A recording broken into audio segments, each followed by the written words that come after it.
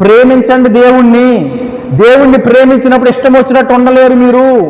ఇష్టం వచ్చినట్టు మీ పనులు మీరు చూసుకుంటూ మీరు కాలయాపన చేయరు, కానీ దేవుని కొరకు బ్రతుకుతారు. ఎవరి కొరకు? దేవుని కొరకు.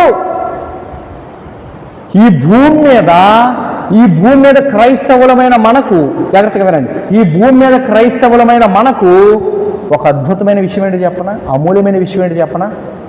యేసుక్రీస్తుని వెంబడించటమే. యేసుక్రీస్తుని వెంబడించటమే. మంచి పెళ్లి చేసుకున్నానండి, లేకపోతే బాగా సంపాదించానండి, పెద్ద జాబ్ అండి, లేకపోతే నాకు అది ఉందండి, ఇది ఉందండి, ఏయో ఉన్నాయండి.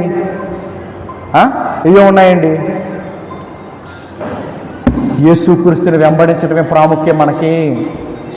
అర్థమవుతుందా మీకు? పరలోకి వెళ్ళిన తర్వాత, ప్రభు దగ్గరికి వెళ్ళిన తర్వాత, ప్రభు వెళ్ళరా, ఎన్ని సంపాదించావు? 5 బిల్డింగ్లా?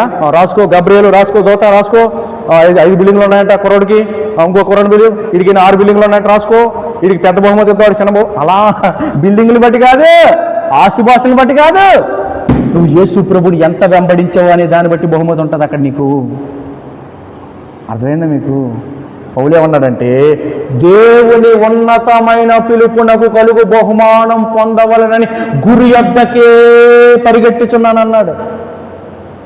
గురి యొద్దకే పరిగెట్టుట.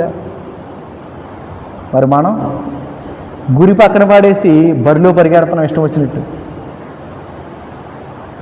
దేవుని స్తోత్రం చెప్దాం. హల్లెలూయా. గమనించండి బిడ్డలారా, మనము గురి యొద్దకు పరుగు పెట్టాలి. క్రీస్తుని వెంబడిస్తూ మనం వెళ్ళాలి. క్రీస్తుని వెంబడిస్తూ మనం వెళ్ళాలి.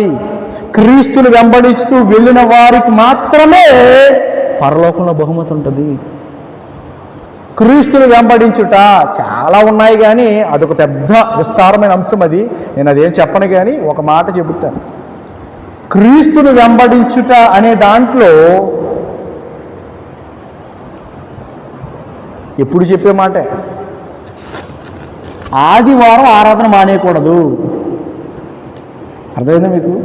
ఎందుకో తెలుసా? దేవుడు ఇప్పుడు గుర్చేసాడు మాట చెప్తాను. మిమ్మల్ని దేవుడు ఇక్కడికి నడిపిస్తున్నాడు, రండి, మానొద్దు. ఒకవేళ ఇక్కడికి నడిపించకపోతే మానేయండి.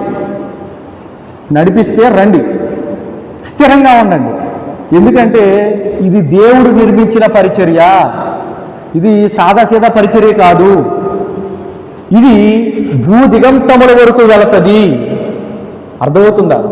భూదిగంతముల వరకు వెళ్ళే పరిచర్య.